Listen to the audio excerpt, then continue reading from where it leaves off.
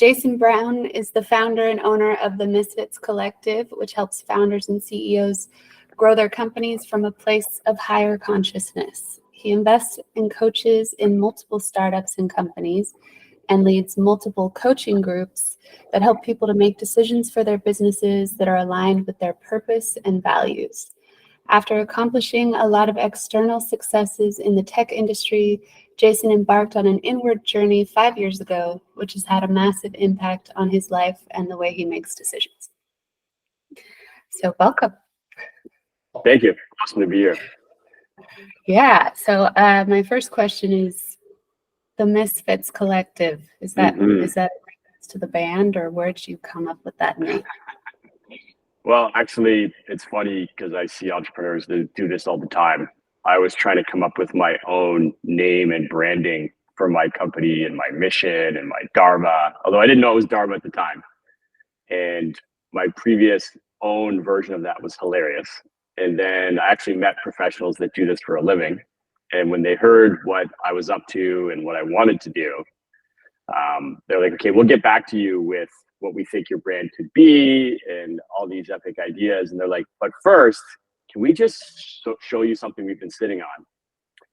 And sure enough, the lead designer had created the Misfits Club years ago.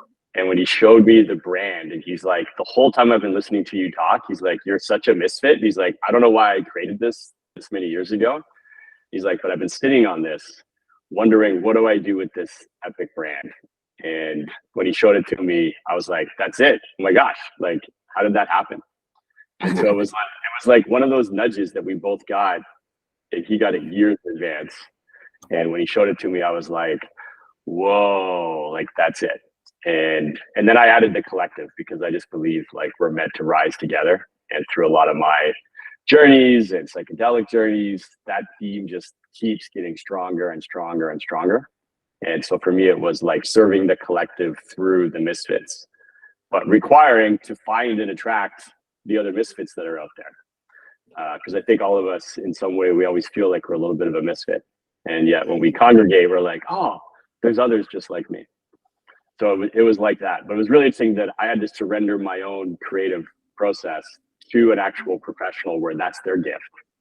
And the level of epicness between their gift and mine in that regard was so obvious and laughable. And yet, and I see this all the time with entrepreneurs. It's like we talk ourselves into doing these things when we know it's not our thing. And it was just like, it's always a perfect example when people love the brand and they see what it is and they ask me about it. It just reminds me, that was a perfect time where I was forcing something that was clearly meant for someone else's gift to shine through. Yes. Oh, that's such a common thing for business, especially, I mean, when you start out, you're the only one in it and you have to do everything. And then for me, it's a sales thing. Like, oh, well, it was also for accounting, I hire people and then they just can't do it the way I do it. And had to get out of that mindset because I was in my own way, making my own bottleneck, and allowing people to do it their way and just leading them when they were lost. Yeah. So I call it, I feel like friction is a gift. And it took me a long time to realize that. It's like when you feel the friction in how you're expressing. So I look at life as like we're just constantly expressing our consciousness. And so business is one of the ways we do that. And what I realize is when I hit friction, that means someone else is meant to fill that in for me.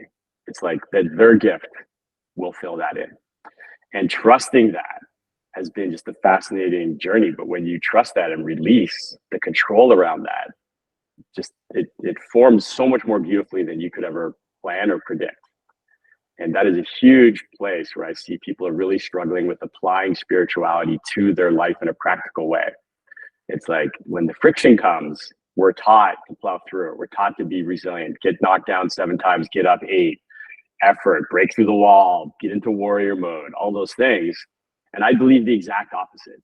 I think the effort and the strength comes from trusting where your gift is and having the courage to stay in that and allow others with their gift to match with yours and rise together.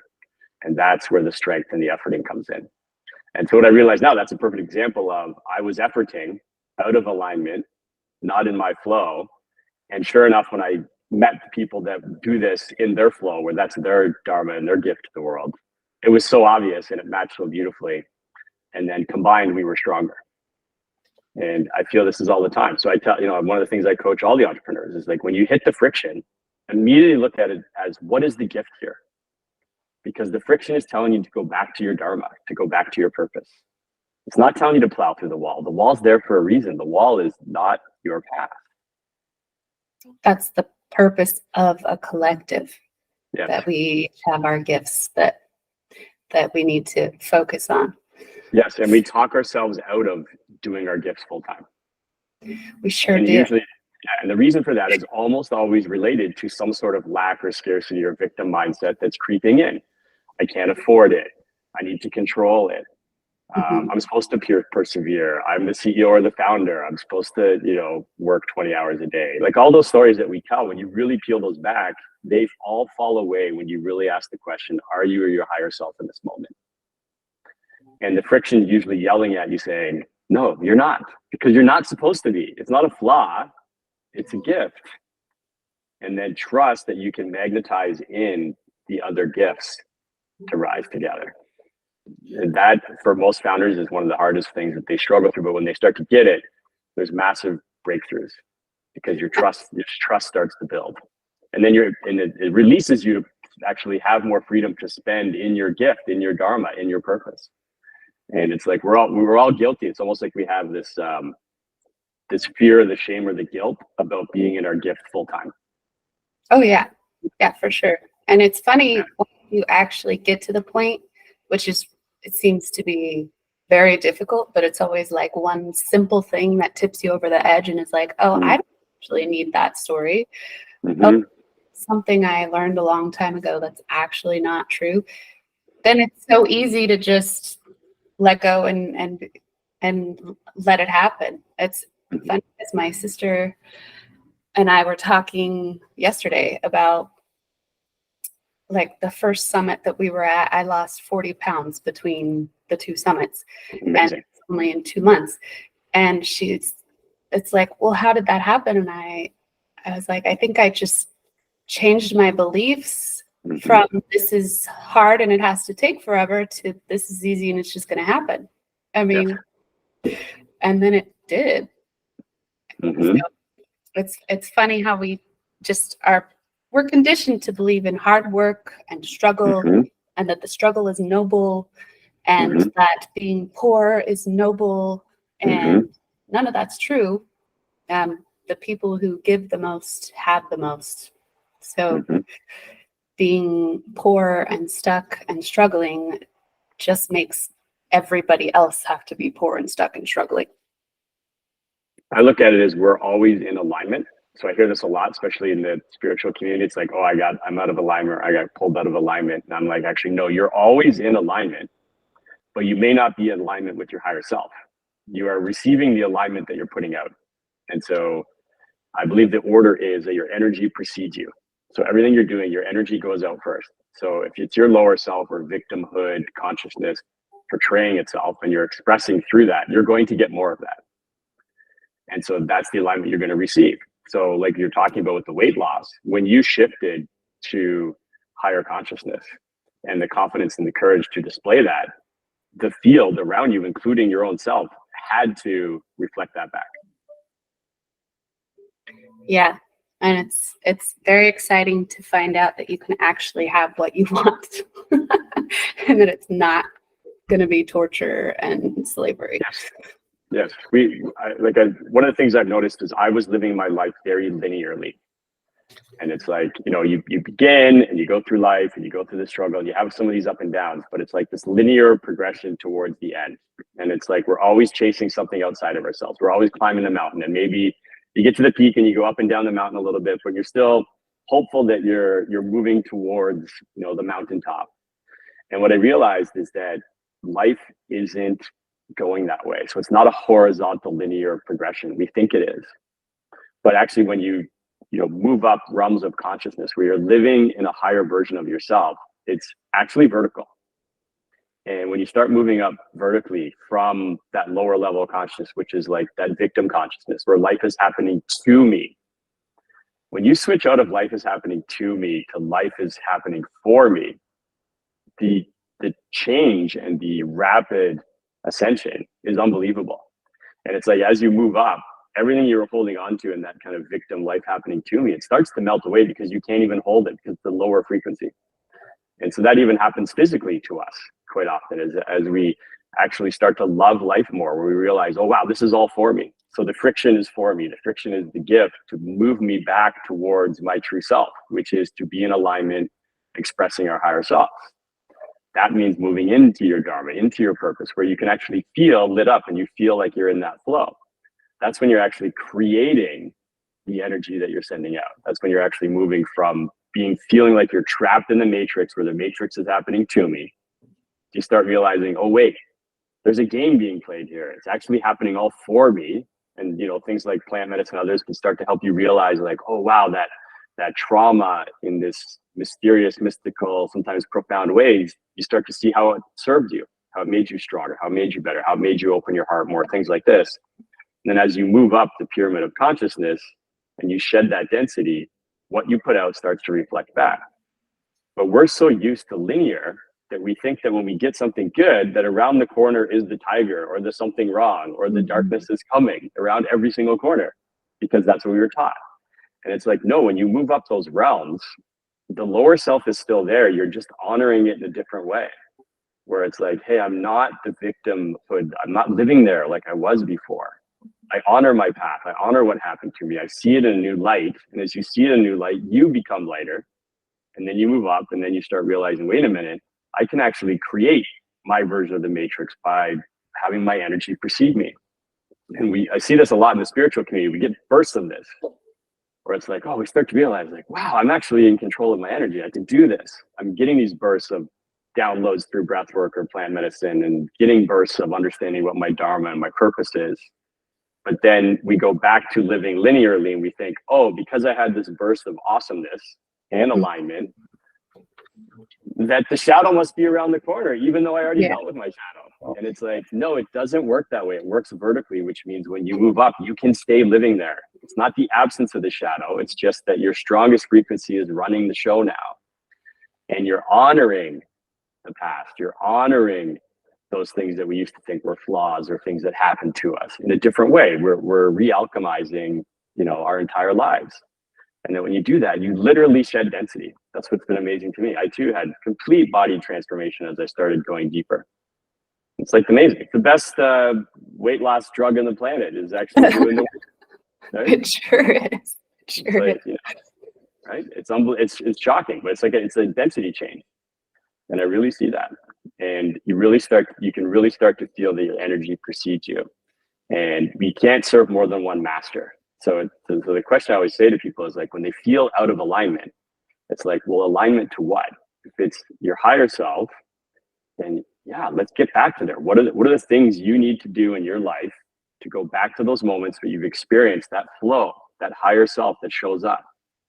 And it's like, that's where the work is. Do the modalities to clear off the tower, to get back to your higher self, and then send your energy ahead of you, so that as life keeps coming to you, you've already predicted how it's going to show up because you've already sent your energy ahead. And that there doesn't have to be the tiger around the corner because you've already dealt with it, right? And if you're looking for it and you're waiting to be the victim of it, guess what you're going to get? Hello, tiger. Right? Yeah. It's fascinating because it's like completely counterintuitive to how we're taught. And I think it's actually beautiful once you get it, because it's like a cosmic joke. It's like we're taught all these other ways to live that keep us in our lower selves. And we fight with it and we struggle with it and we persevere with it. And then people succumb it, but they think because they succumbed it eventually, that all the struggle was the actual playbook. And it's like, no, it's not. It's once you release it, you don't have to run those plays anymore. Yeah, I like that analogy. You are running plays. Totally. And I think a lot of that came from religion, and also just came from wounding in our caregivers, where they were just repeating what was handed to For them. sure. And religion and the machine of business wanting to keep employees, keep churning out employees, and so that we have people who are not necessarily empowered, but people who are going to live for our dream, make us money, and not connect deeply with themselves and have their own purpose, which is unnecessary. I mean, the world can function on a much higher level than that, with all people being in their power without slavery and such. It can. But it's at this where we go back to the beginning of the conversation, where a lot of times we're directionally correct. So we're intellectually living from our heart. It's like we think we're doing the right thing, and then we get out of frequency. And so that's when that friction comes. How many people do you know that when they feel friction, their first thought is, oh, this is because this isn't my higher self's path. Let me go clear off my tower, get into alignment, and then magnetize in who's going to show up to help and fill this in. Most of us don't look at it that way. When we hit friction, we attract more friction, and it pulls us out of alignment. That's how you can see so many epic leaders in any art form, whether it's business or music or actual art, right? Or politicians or whatever. You know, a lot of them, they go into it with this altruism. So it's like that intellectual heart center thinking, I'm going to do this. This is going to be great. And then they get in there and they're partially in their alignment, but then all the ways that they're meant to learn these lessons start to show up, and it pulls them out of alignment. But they're still in alignment, but they're just moving into their lower self, because until you deal with that, you're going to experience more of it. And I see this again and again. It's like we started on the path, especially in businesses, right? It's like the reason we did it was so pure, and then we move out of the alignment so fast.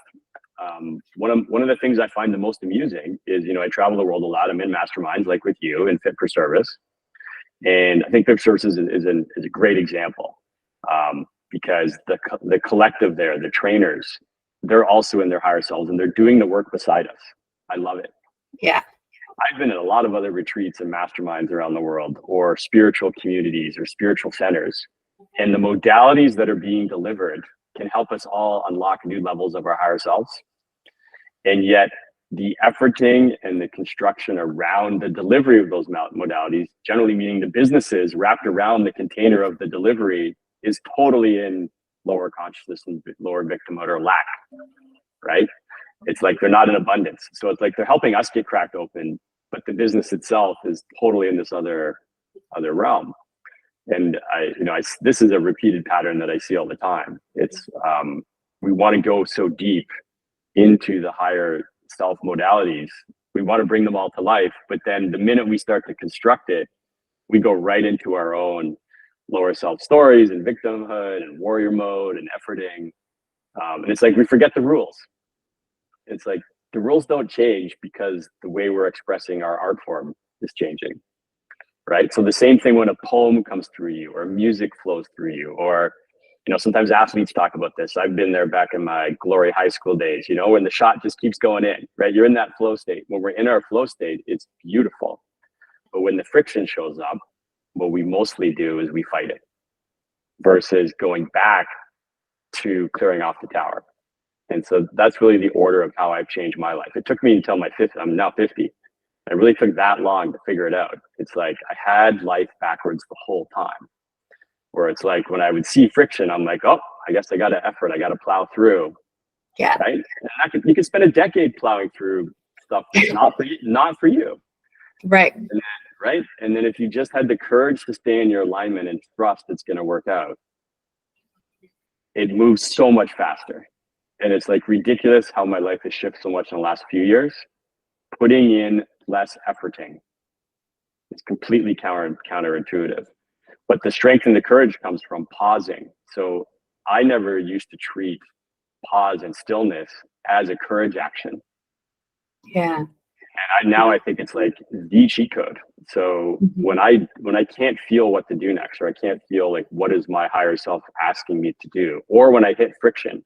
So when I hit friction now, I stop and pause and go back to clear off my tower. Go do one of those modalities that can light me up to give me clarity in that stillness. And I think like the action of stillness is so beautiful. And it's the thing that entrepreneurs should practice the most. It's like stopping and being still is the best action for your business. So you can receive and get clarity on what is the frictionless path, and trusting that that's actually allowed and possible. And it's supposed to be frictionless, not the struggle. And just because you had some success doesn't mean the struggle is next. It's like, no, you have the cheat code. It's okay to live in the beautiful cheat code of life. Yeah. And so, I mean, for me, I didn't ever learn that rest was acceptable. You know, that was a big no. We stay busy. We are always doing chores around the house, or we're working, or we're doing religion, or, you know, and time for rest and play was just maybe an afterthought, if anything at all. And I ended up burning myself out. And, you know, it's really hard to do anything and be successful. Starting a business was the biggest gift I've ever given myself, because I would have still been doing that grind in corporate. It's the hardest thing I've ever done, but to have to, it stripped away all these masks and stories and identities. And I guess I want to go to plant medicine with that, because I haven't done much plant medicine. But we went to that party after Fit for Service, and I tried mushrooms, and I didn't really take that much. I didn't need it. I don't have a tolerance. And it was amazing to me, because I've done a lot of work. I've been doing it for 3-4 years, all different modalities, as far as just meditation, journaling, movement, and therapy kind of stuff. But I was kind of stuck. And that night at that party, I got to just be the observer of myself like I have never been before. Yes. And stand outside and watch myself try to interact with people and try not to interact with people, and all of my shyness and at one point my friend Angela was like, I was sitting under the stairs, like being my usual rebellious, I don't want to be here, I'm serious and proper self. And she said, she starts laughing and she says, oh, Rihanna's over here still trying to live in polite society. Give it up, girl. And I just started laughing and crying uncontrollably at once. And I was like, that is exactly what I'm doing. So funny. And then the rest of the night, just like watching myself go in and out of that. And it was a great time. And it was fun. It was hard. Time slowed way down. But by the time that was over, I was done with that stuff.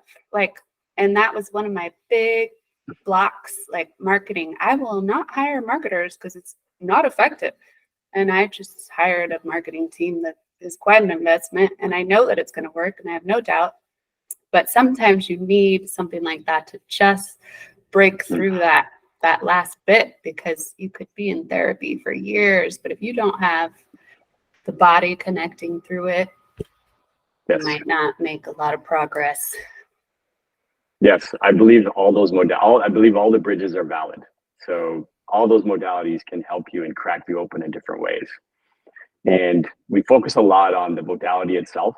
You know, so people they always want to know my protocol. What's my morning routine, or what's my psilocybin routine, or you know, we brag about, you know, how many trips we've done, or you know, how many grams I took, or blah blah blah. And it's like, yes, those things are all important. Setting is so important. But what's really important is, what is the messages you got when you're in the modality and you tapped into your higher self, or you tapped into the field, you tapped into source, whatever words you want to use, or God spoke to you, or the spirits, or the cosmic elves that some people see, whatever it is, right? There's lots of different ways to receive these messages. And then the real question is, what are you implementing? What are you integrating? And as I've traveled in all these communities and done an obscene amount of modalities myself on a daily basis, I've discovered which ones really help me crack open and stay open.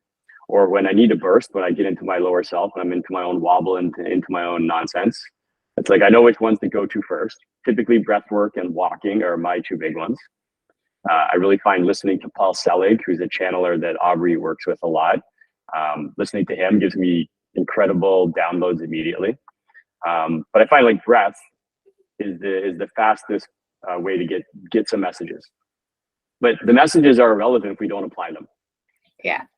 And so that's what I really encourage people to do is like when you have one of these moments, whether it's ecstatic dance or breath work or meditation, or you got really cracked open during a ceremony, those are all epic.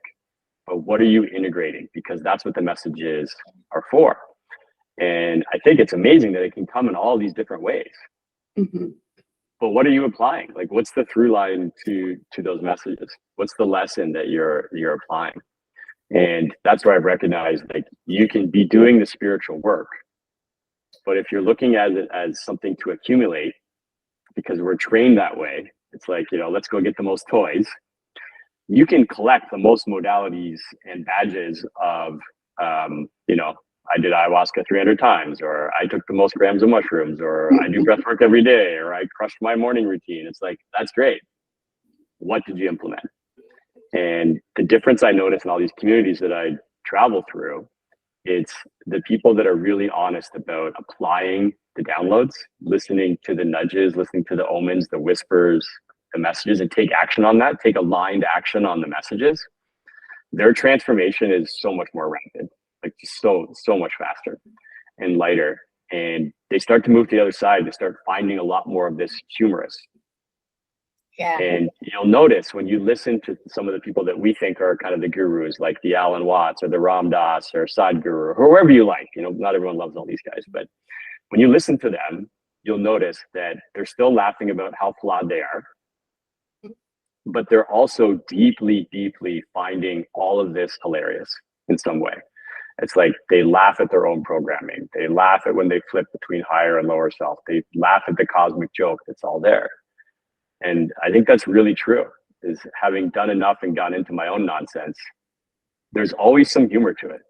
Even if in the moment it doesn't feel like it, eventually, doesn't matter the medicine or the art form, there's some sort of cosmic joke happening because we're just learning to go back to what we already are. That's the joke. It's not outside of us. Yeah. It's like we started in this perfection, and then we came out with, and then we start immediately get stuff layered on top of us. And it's like going back to those layers and start to peel them off, to go back to ourselves. It's like that saying of we're all walking each other back home. But it's like, I don't know, and I'll never understand your trauma, right? It's like the worst thing that ever happened to someone is the worst thing that ever happened to them. And, you can't stack rank the trauma. Right? It's like whatever was your worst thing was your worst thing, and my worst thing is my worst thing. It's like I can't know you in trauma, but I can know you in truth, because that's where we're all the same. We're all the same at that love frequency, the source frequency, the collective, the truth. We're all the same there. We're all one. That's where we're all one. But then we layer on our own individual stories on top of that. And then the journey is to find those and uncover them. And every time I get downloads, it comes with humor, because I believe it's literally saying, hey, don't forget, you already know all this. You already are all this. You've layered these stories on top. Why don't we unravel a few? Oh, and here's a nudge to help you along the way. And so it's applying the knowledge, the wisdom that you got in these modalities, and to use that for the integration, to get closer to who you already truly started as. Yeah. And how did you start down this path? It was two things were happening simultaneously. One, in my business career, I was around so many people that were successful in the ways that we typically look at that, right? Yeah. So I'd been on the jets. I've been around billionaires. I was just coming out of a startup that, went from early stage to multiple billions. So in Silicon Valley, like it was a win of wins, right? It was backed by one of the biggest VCs in the world, Andreessen Horowitz, A16Z. So like for all intents and purposes, I was around the pinnacles of success. And as I was around people that were ahead of me on the path, on the wealth accumulation, the success path, that pride of, really crushing it, I realized, wow, like this drum beat is so loud that this is not the path, because I'm watching those that seem to be further ahead. I'm not, again, going back to living linearly. I was like, wow, those guys are way ahead of me on the mountain. And I'm already way up this mountain, because I can turn around and see how far ahead I am of most people I knew.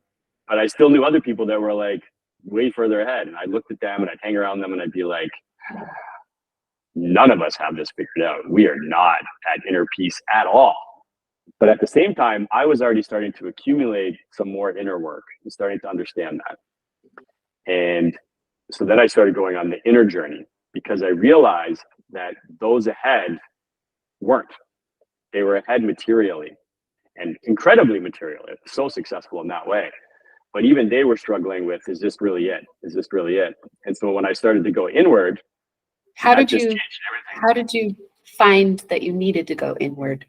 I mean, what started that? Do you remember? Yes. When I left that startup, it was a spectacularly negative ending, where I was just like, I can't do this life anymore. And it was just coming off. We had massive wins where we were actually celebrating in Hawaii, incredible success. But that whole trip, we were in Lanai, which is one of the most beautiful islands in the world. And we were supposed to be celebrating just how much we crushed it. And I realized there, like, wow, like there's really nothing left to obtain here. And yet I feel the void. And then the drum beat got louder.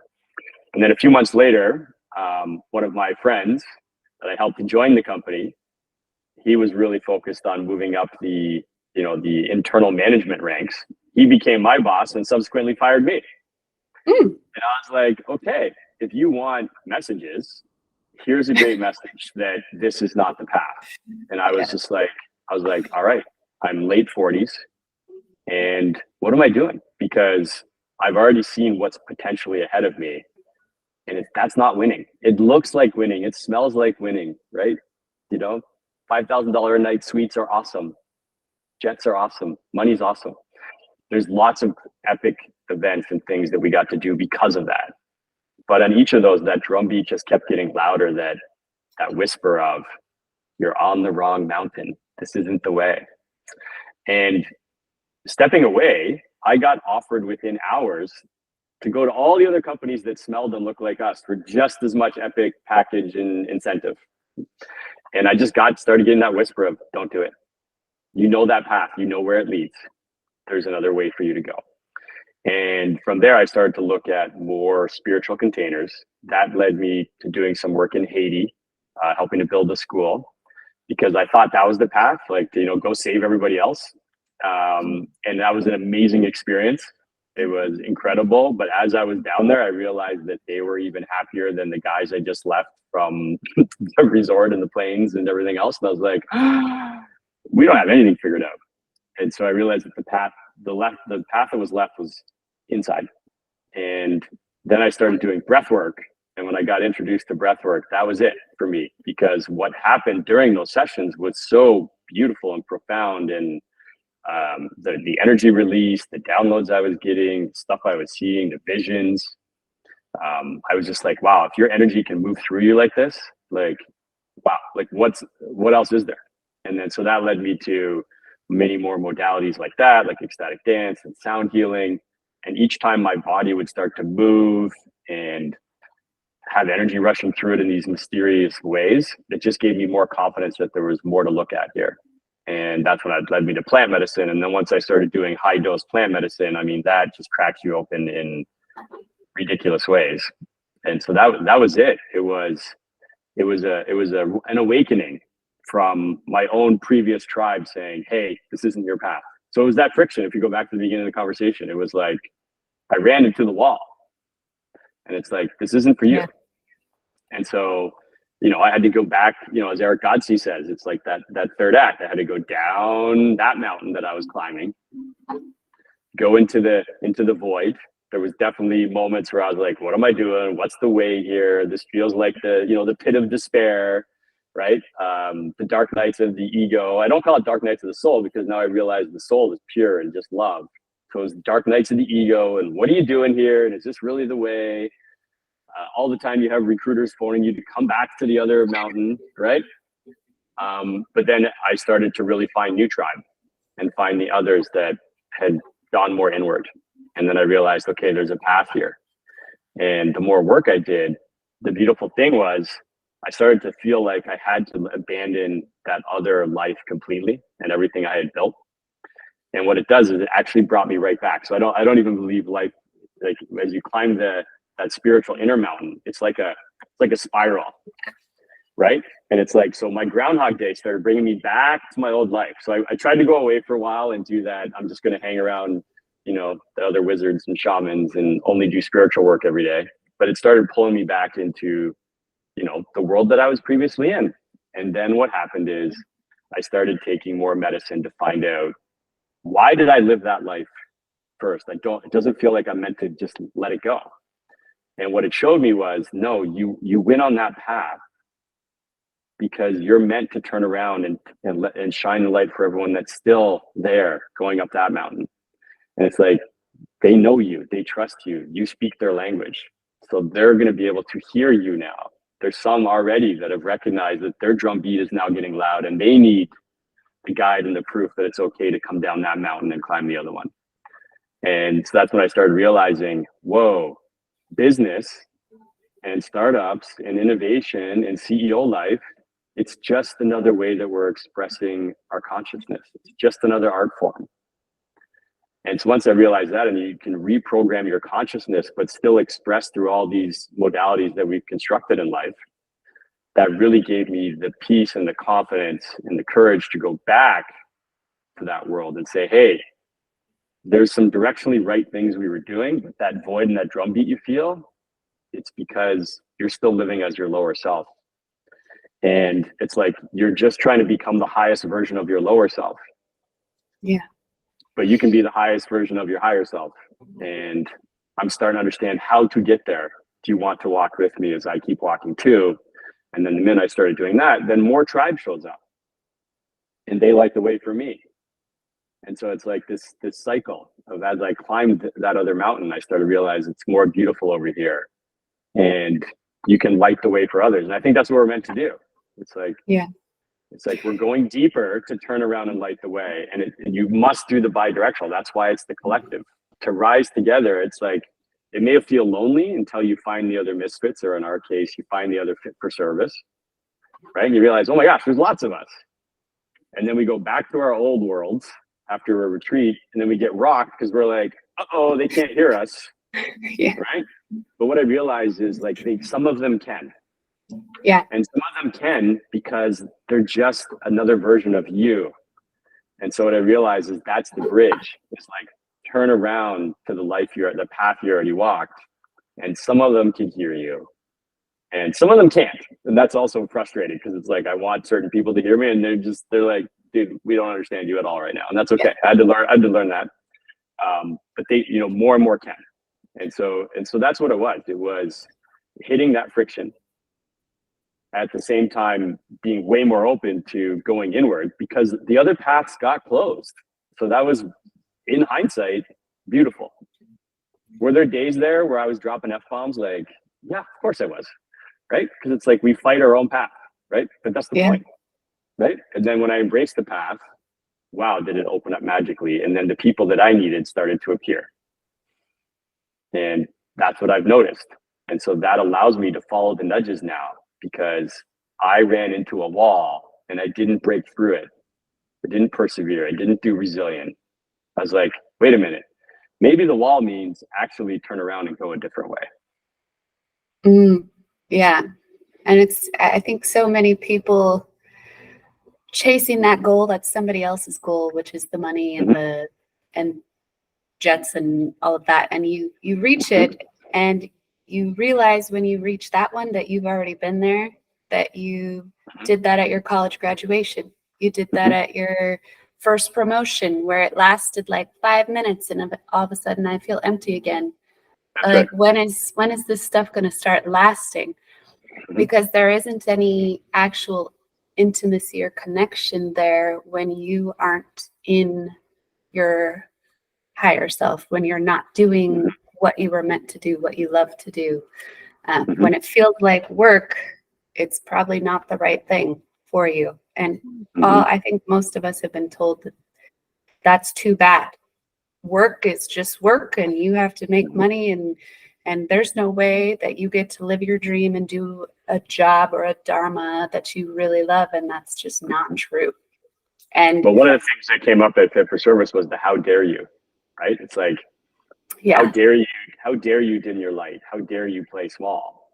And that's how I think about these things now. It's like, how dare I not clear off my tower and stay in my modality and stay in my dharma?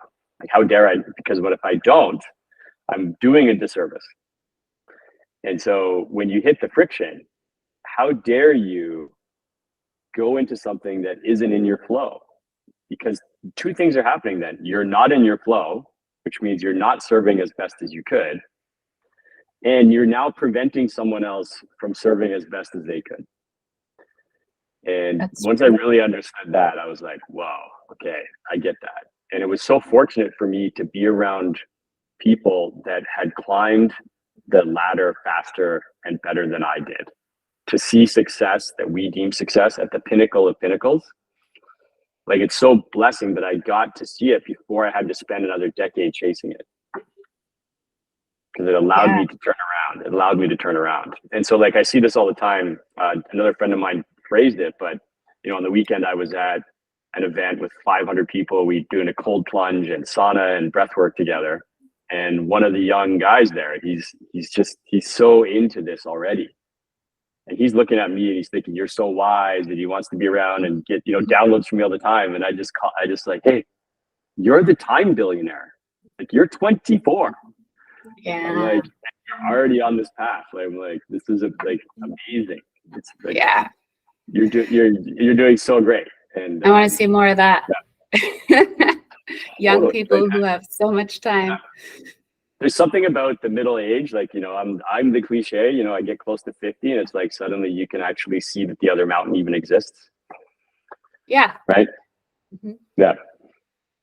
Yeah. I'm 40, so I started this at probably 37. And I feel lucky, like I'm younger than many that started. So let's talk about Playce. That's is that your next? The first Playce. So as part of, again, like, you know, Aubrey talks about this too. When the medicine talks to you, when you're under plant medicine or you're in the downloads or breath work or whatever, it's like, I get these downloads, I write them down, or I send myself voice notes, and it's like, what's that through line that keeps coming? And there's been one that's just been getting louder and louder and louder.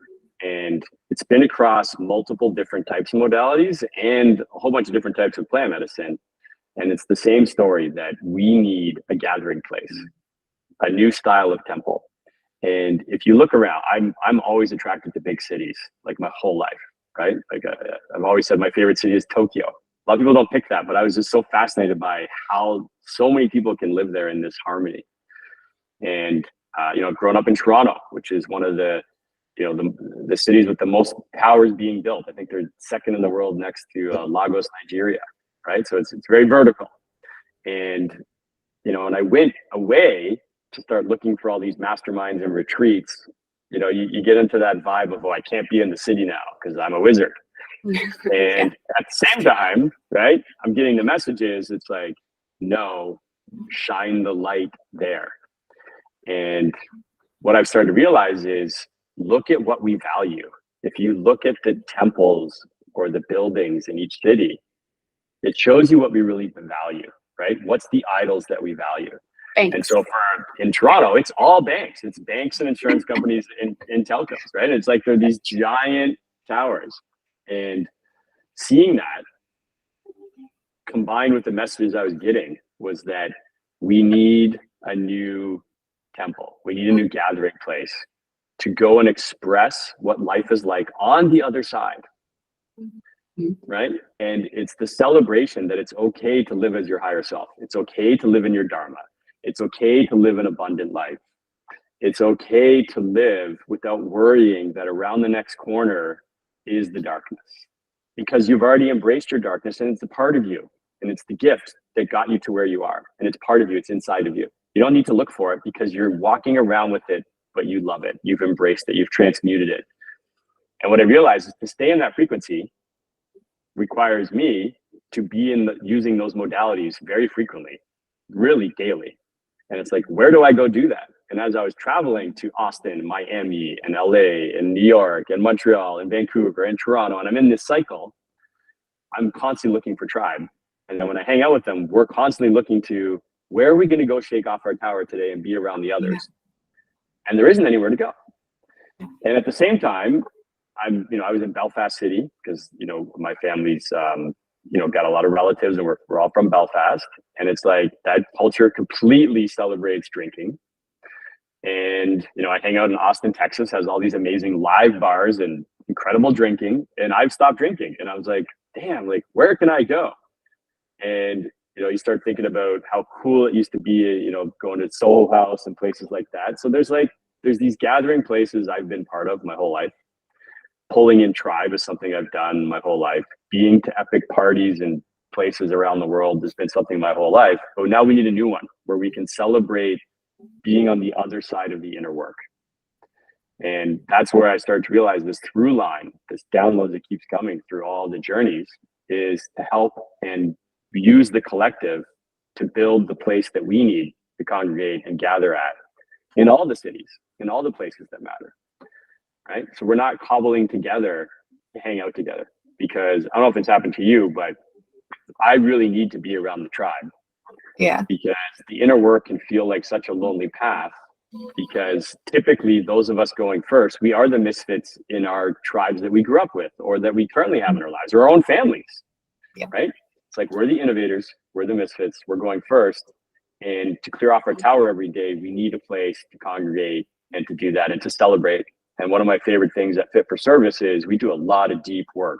We go deep, but we also celebrate it, the arrows of it, as Aubrey and Vailana talk about. And it's that. And so I've been to lots of retreat places, but some of them feel like they're a retreat, like they're very dark and there's some sadness there because of the work people are doing there.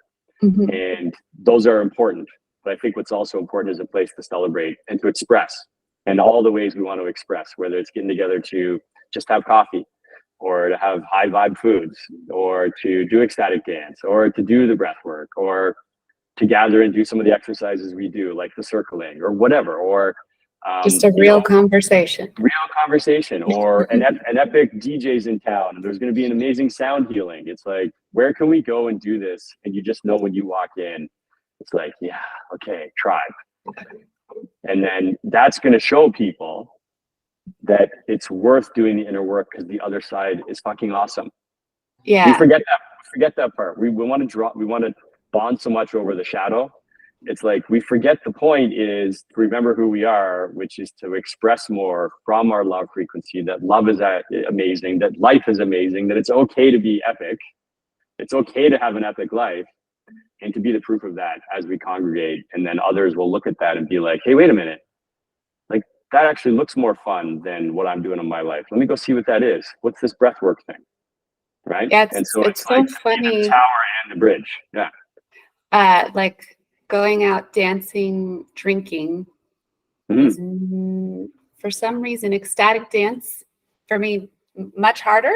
Like the first time I've ever done ecstatic dance was in Lockhart at the first summit. So I've only ever danced drunk, and it was just, I didn't want to do it. I did not want to do it. But then once I did it, I just went into myself and didn't look at other people and did my own thing. And I was like, oh, this is so amazing. It's so much better than getting drunk and dancing, because when you learn that you don't need a drug to stop you from being inhibited, it opens up the whole rest of your life and potential. Bingo. Exactly. That same thing happened to me. I was a professional drinker. I don't know anyone that was a better drinker than me. Like I was really good at it. Same here. Right. And I'd be known to bust a move too, right? I went to Coachella like 8 years in a row, like whatever, right? Same thing for me. The first time I went to ecstatic dance with nothing, no medicine, I was like, we're doing what? We're dancing by ourselves through music without singing, and like, what? I thought it was ridiculous until about 10 minutes in where I was like, well, actually, no one is paying attention to me. And I'm here. And so as I started to get into it, and then I started to experience the same sort of downloads and energy through my body, like I would get through breath work. And I was like, oh, now I kind of get it. And then the last one we did in Montana was so much fun. Everyone was dressed It up. was so fun. Everyone's just in it and smiling and having an epic time. And while I was dancing, all I was thinking about is there's so many people in my life that I wish could experience this. Yeah. Right. And so it's that. And so that's really, that's the next project is it's that first place, the gathering place for all of us that have gone first to light the way for everyone else. But we have to keep our lights bright. And the way to do that is we have to stay in the modalities. I know that. I slip out of mine all the time. Right. And it's like, well, where do I go? And when I'm traveling so much, it's like, where can I go? And so, they always say at startup, you should build the product that you want, that you're going to actually use. So I'm customer one of this because I need it myself. Yeah, I do too. I mean, I get way into shadow work because it's easy. Mm-hmm. I can do it in my bedroom and I have a lot of it to do. But also when the weekend comes or I have time off or I'm like, okay, I've spent too much time by myself this week. It's time to go outside and see the sunshine and interact with people. Yeah. There isn't anywhere to go. That's right. Yeah, it's like, I don't want to go get drunk. I'm tired of that. And eating, no, not for entertainment so much anymore. Sometimes, but not all the time. And so it's like, there's this place in Rancho Mirage. I'm in La Quinta, which is kind of near Palm Springs. And it's called Sunnylands. And every Friday, I guess it was the owner of TV Guide, his estate. Every Friday they have free yoga outside in this beautiful garden area, grass area. And I found out about it the 2 weekends before they shut down for the summer because it's too hot here in the summer to be outside. And so I got to go to that for two Fridays. And then I was like, okay, back to square one. Right. Now where? Now where? So exactly there. And by the way, we're definitely putting one of these in Palm Springs / Joshua Tree because one of my favorite places on the planet. My son and I love going there. And because I went to Coachella there so many times and partied and ripped it up in Palm Springs, but then would go to Joshua Tree for a burst of spiritualism in between the chaos of being in both weekends of Coachella. That the beautiful irony would be to go build that there and to have, another place that just represents being on the other side of celebrating life. I haven't even been to Joshua Tree. It's not far from me, but there's also just nothing in La Quinta, like a little further. La Quinta is where Coachella is. I know, or Indio, but it's right there. Yeah, exactly. I love that whole area. And well, I can tell you this. Last year when I asked my son where he wanted to go for March break, he chose Joshua Tree of all the places in the world as a teenager. Yeah, because you can feel the energy there. And, kids are way more tuned into this than we are. And there's something magical about places like that. That's why we're drawn to it. Oh, I'll have to check it out then. You have to go. Yeah. That's cool. So when you are envisioning this place, what are you seeing? What are you doing there? I mean, we kind of talked about it, but specifically. The downloads, as ridiculous as it may sound, but it's getting less and less ridiculous sounding. It just sounds epic to me now, is to base it on the 7 chakras. And that, assuming the building can handle it, imagine, 7 floors where each floor is representing each of your chakras, and that the celebration on those floors can mix in with that, whether that's the patterns that we use, the music and frequency playing, the type of modality that matches that, the color scheme, the design, etc. That's cool. It's also representing that we need to be in that full alignment, and that expression comes in many different ways. And that's one of the things that I've really had to learn, because I definitely went through that spiritual egoism trap that some of us go into, where it's like, oh, I'm more spiritual than you. And so therefore, if you're still in capitalism, business, and that bad stuff, I can't hang out with you, when the whole point was to actually realize that we've made up the construct of business and warrior mode, and that everything has to be hard, when actually it's just another way that we're expressing these art forms, and that requires to be in full alignment. And so helping people be in that kind of full alignment, and that being rooted matters, being in your sacral matters, being all the way up, it all matters, right? And I've noticed that when I'm out of alignment, man, it shifts out fast. But when I'm in alignment, everything I'm up to flows differently, including the art form of business, including the art form of creation. And so I believe that helping everyone stay in that alignment and express that way, but also to make it playful, that it's like, hey, we slip out all the time. It's okay, but this is where you go to come back. And that, yes, it feels like a lonely path, but it's not, because yes, it's lonely that we all have our own individual path, but there's more and more of us on that path daily. And here's where you can go find some others just like you. Yeah. Yeah, that sounds amazing. Yeah. So this is kind of a weird question. Mm-hmm. Like for me, I find myself, I'm really avoiding doing the thing that I'm supposed to do, which is singing. It's music. And so I do a little bit of it, and I'm like, okay, I wrote a song, or I sang a cover on Instagram. So I'm doing what I'm supposed to be doing, but really most of my time I'm not. So is there anything like that for you in your life that you're still kind of avoiding, that you feel like you could be doing more of? Well, first of all, we're on a podcast, so I've only been on a few, and each time I get really great feedback. Or when I'm gathered around people or holding court at the table or whatever, I definitely get that. When's your podcast? When are you going to do your podcast? So that has been coming up a lot, especially from Lockhart to Montana. There's definitely a lot of, hey, where's your podcast at? So that expression of that for sure. And then the other one that keeps coming up is, when is your own clothing line coming out? When are you going to express through that? Because everyone just assumes I already do that because of the way I generally dress, which I can see that. yes, but to me, it's not like, it's always even now at 50, when people are like, wow, like I really love how you dress, I still do this kind of like why? Because to me, it's just me dressing, right? Like, it's just like, I just express this way. And you can go, my mom loves to show my old baby pictures. I have dressed differently typically than everyone since I was, in grade school. It's just a thing. But one of the things I've noticed during, kind of this inner work is there's stuff that we're meant to clear. And there's stuff that if we don't clear it, we're literally leaving it for our kids to clear. And I feel like, once we're aware of something we're meant to clear, it's really on us, or they're going to carry it too.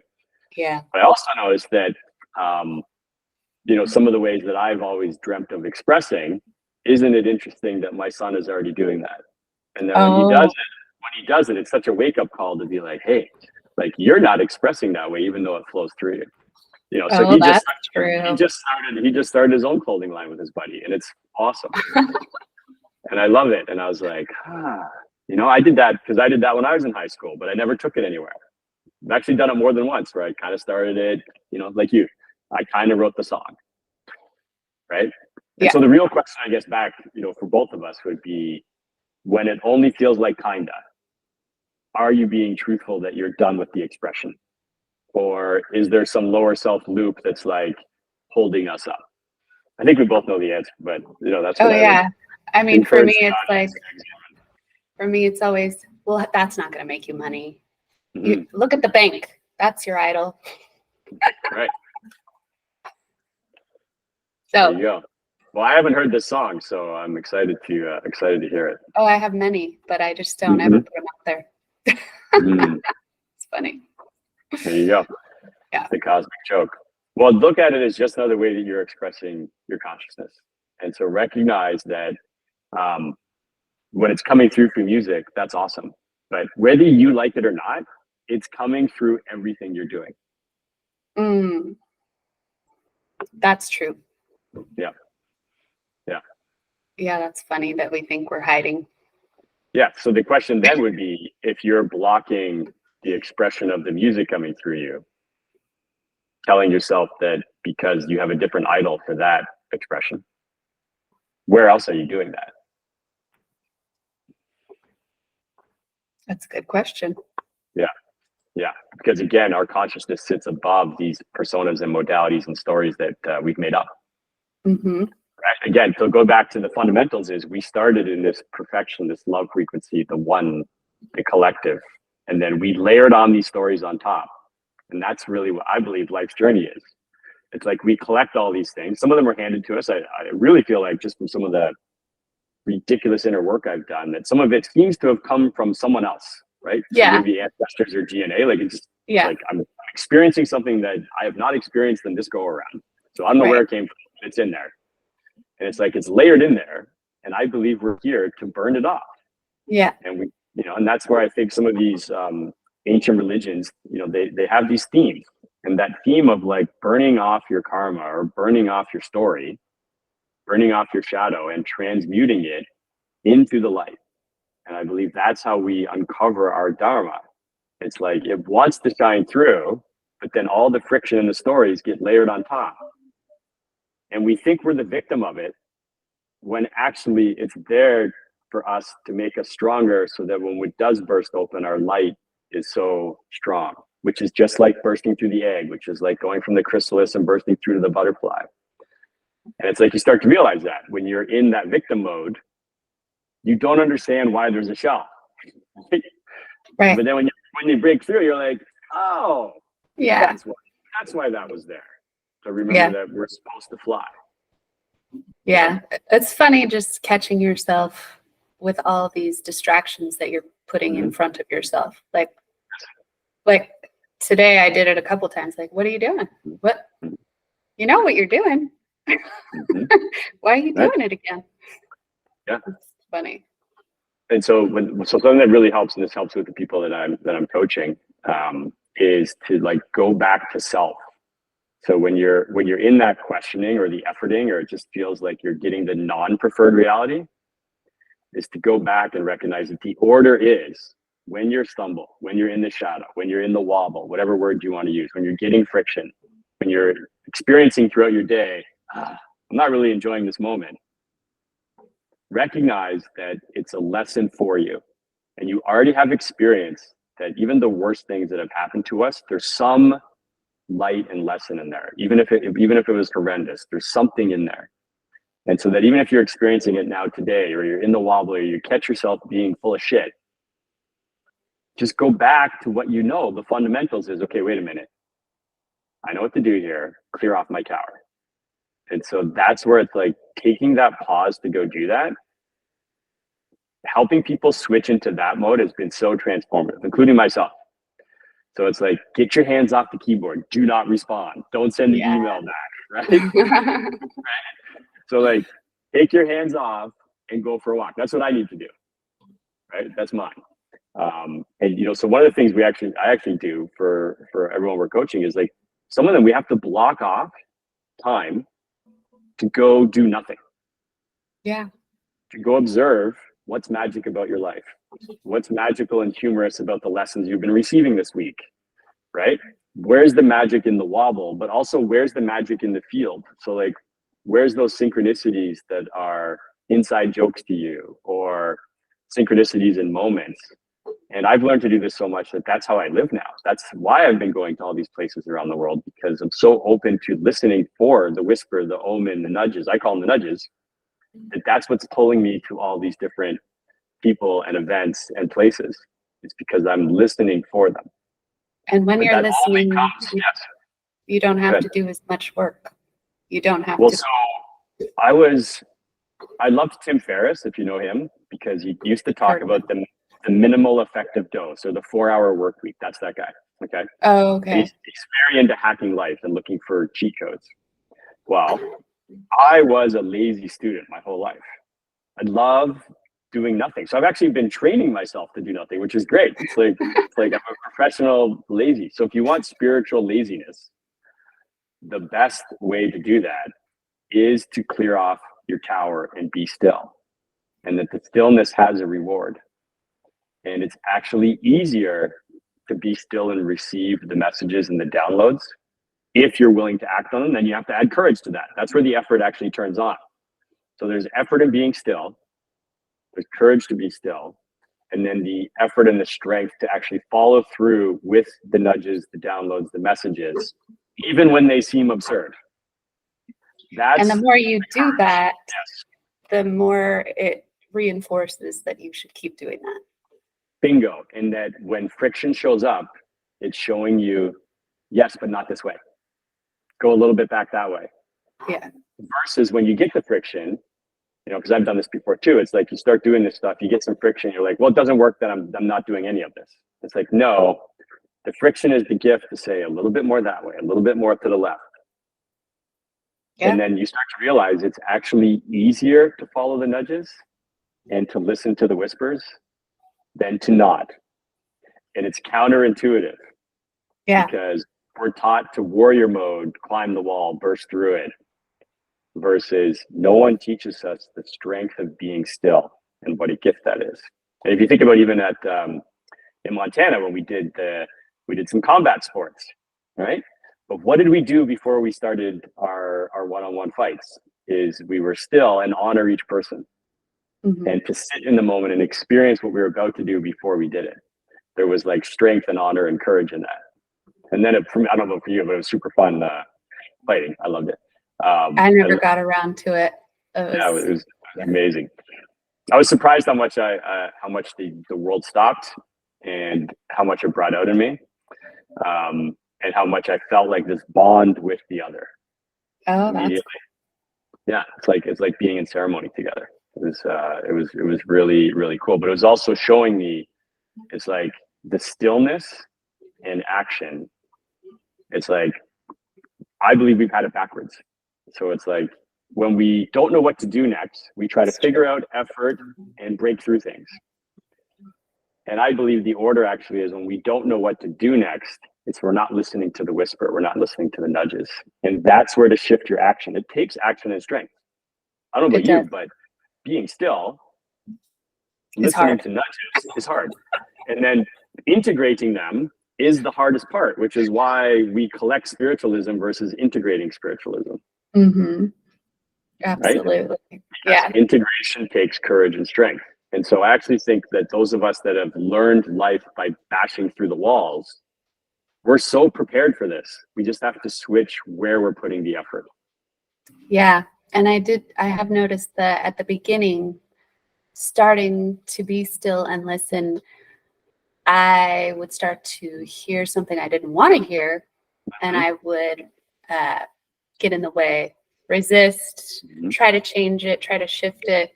And so then I was like, wait a minute. I said, show me what I need to see. I didn't say, show me what I want to see. So I need to get out of the way and just see it. I love that. So another thing that I've really noticed with myself, because others pointed out to me, is much like what you just said, is the abundance and the return of my energy going out. So when I'm in my, higher self dharma and I'm serving and I'm really helping people and I'm sending it out, I was blocking so much of the receipt coming back of that because I wanted the receipt in the way I wanted it, from the people I wanted it, in the way that I wanted it. And the energy and source and God, whatever you want to use, it doesn't work that way. That's the cosmic joke. Right? And it's like what you put out comes back, but it's going to come back in the way you really need it and how the collective needs it, and surrendering and learning that is actually more beautiful than you could plan. That hasn't always been fun for me to figure that part out. but now that I do, it's like that trust muscle is growing.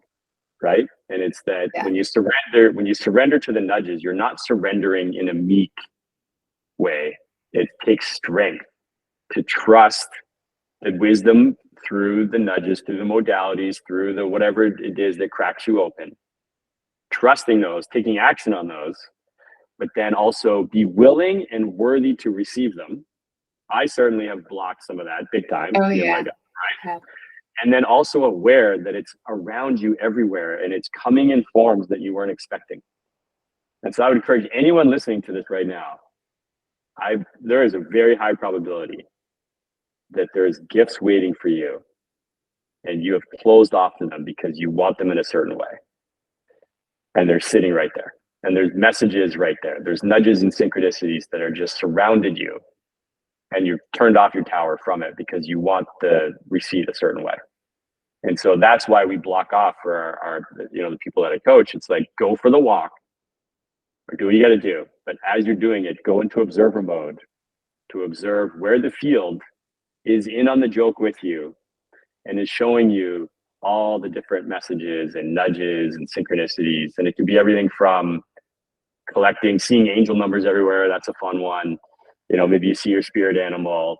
Some people are into that, but often it can just be a conversation you overhear where they're talking about what you just talked about, or you're talking about what you need, even if you don't even know those people. You'll be at the coffee shop and someone beside you is literally explaining the nudge that you need. Or someone phones you or texts you, or you think of someone out of the blue, or the person that you're just thinking about shows up. This is all the field responding to your frequency that you sent out in front of you because your energy precedes you. And when we're open to receiving it, the nudges are loud for all of us. It's not like only a few of us are getting this special sprinkling of nudge magic. It's like, no, it's like we all have it. But we're so busy in our distracted efforting. We're busy being busy. It's like, we can't believe that it works this way. It's because if you believe in the magic, guess what you got to do to all your efforting? Stop. Right? It shadows the ego of I work the hardest. It's like, yeah, awesome. Keep working hard. Effort is amazing. But just switch it over here to the effort of trusting the universe and trusting your energy, trusting your higher self. That equally takes effort. It does. Just a different muscle group. Smaller muscles, maybe. More effort. When you're used to working the big ones. Well, the beautiful part is the people that have been the most forcing their way through life, when they get this message, their life takes a rocket ship immediately because they're so used to resilience and efforting, and they're in, right? They're great students of, you know, going for it, playing outside the lines. The other misfits out there, typically we've all been in that perseverance path at some point. It's just now tweaking what you persevere through. And the cosmic joke is, can you persevere your own nonsense to trust the nudges that have been waiting for you? Yeah. And that's a great place to end. We are over an hour. Sweet. Thank you for being here. I thought this was awesome. Of course it is. Yeah, it's great. And you're very glowy today. I can see. It's nice to see that you're clearly integrating since for service. I can tell. Oh, thank you. Yeah. Awesome. All right. I'll see you in a few months, unless everybody gets together in the summer sometime. We'll follow those nudges and see what happens. There we go. All right. Bye. Bye, everybody.